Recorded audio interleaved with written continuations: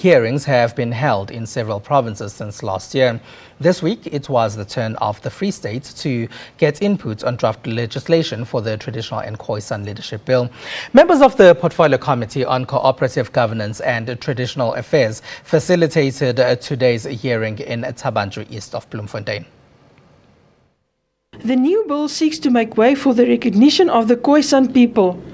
The process, which started in 1997, is now reaching the final phases.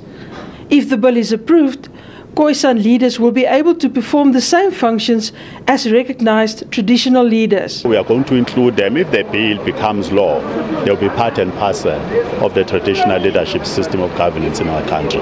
They were not part of it in terms of the law, but they are part and parcel of the society in terms of our supreme law of the country. Leaders are calling for more than just the recognition of one of the forgotten communities in the country.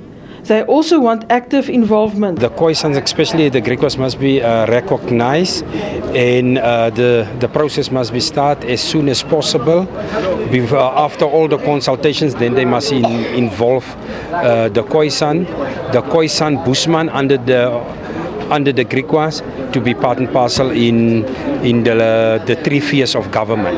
A committee that's going to be established, we want to work through that to get our leaderships and our communities recognized in full. Land ownership and poverty alleviation are some of the key issues the Khoisan leaders hope to address. Marina van Wyk, SABC News, Tabanchu.